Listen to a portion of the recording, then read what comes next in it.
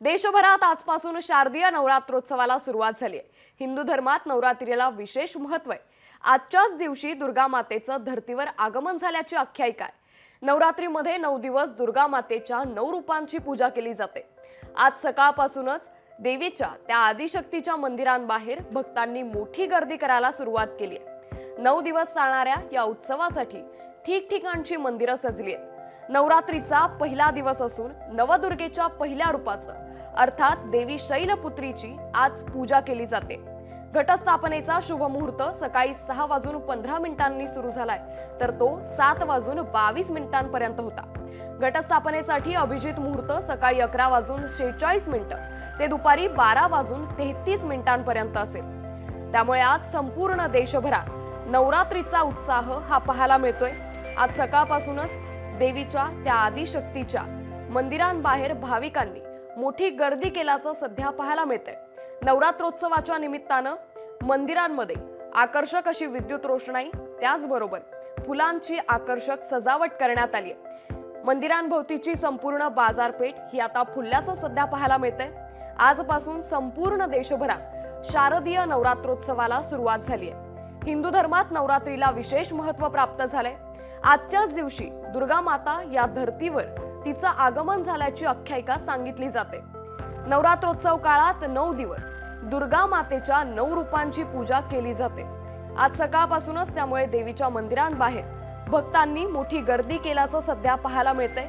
9 दिवस चालणाऱ्या या उत्सवासाठी ठिकठिकाणची मंदिरं सजवण्यात आली आहे। यातच फुलांची आकर्षक सजावट असेल, विद्युत रोषणाई असेल, ही मंदिरांमध्ये केली गेली आहे।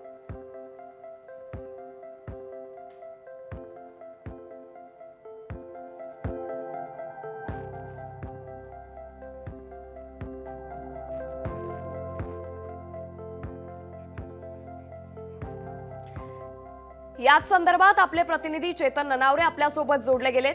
चेतन, नवरात्रोत्सवाला आजपासून सुरुवात झालीये, काय एकंदर वातावरण आहे? बाजारपेठ फुलल्याचं पाहायला मिळतंय, मंदिरांमध्ये भाविकांनी गर्दी केली आहे, काय अधिक माहिती? निश्चितच अंकिता, जी माहिती तू प्रेक्षकांना देत आहे ती याची डेहा याची डोळा आपल्याला या ठिकाणी पाहायला मिळते। म्हणजे अर्थातच आपण आहोत ते मुंबईतील जी मुंबईकरांची आद्य देवता आहे त्या मुंबादेवी मंदिरामध्ये, आणि तुझ्याप्रमाणे उल्लेख केला की बाजारपेठा फुललेल्या आहेत आणि भाविकांनी गर्दी केलेली आहे। किंबहुना पहाटेपासूनच जर मुंबादेवी मंदिर पाहिलं असेल तर त्याच्या बाहेर भाविक आहेत, त्यांनी अक्षरशः रांग लावलेली आहे। या भाविकांमध्ये आपण जर पाहिलं तर निश्चितच भक्तीला कुठलाही वयोगट नसतो, आपण असं म्हणतो, आणि त्याचा प्रत्यय या ठिकाणी येत आहे। म्हणजे लहान मुलं असतील, ज्येष्ठ नागरिक असतील, महिला असतील, मोठ्या संख्येने मुंबादेवी मंदिरामध्ये दर्शनासाठी येत आहेत। आणि मंदिर प्रशासनाने या ठिकाणी आपण पाहिलं असेल की जो रस्ता आहे तो कुठेतरी अरुंद करत जी रांगेची व्यवस्था केली, जेणेकरून भाविकांना कुठलाही त्रास होऊ नये। ऑक्टोबरमुळे कुठेतरी ऑक्टोबर हिटचा तडाखाही बसू शकतो, त्याचीही काळजी या ठिकाणी घेतल्याचं पाहायला मिळतं। विशेषतः मंडप रचना जर पाहिली आणि रांगेची व्यवस्था पाहिली तर दर्शनामध्ये कुठलाही व्यत्यय येणार नाही भाविकांच्या, याची काळजी घेतली जात आहे। मुंबादेवी मंदिराची ख्याती संपूर्ण देशामध्ये माहीत आहे। देशभरातून मोठ्या संख्येने भाविक आहेत ते या ठिकाणी येत असतात। विशेषतः महिला असतील यांचा समावेश या भाविकांमध्ये मोठा असतो। आणि सर्वात महत्त्वाची बाब म्हणजे पहिल्या दिवशीच या मुंबादेवीचं दर्शन करण्यासाठी लाखो मुंबईकर आहेत ते या ठिकाणी पोहोचत असतात। आणि आत्ता जर आपण पाहिलं असेल तर सध्या पूजा जी आहे मुंबादेवी मंदिरातील ती सुरू आहे।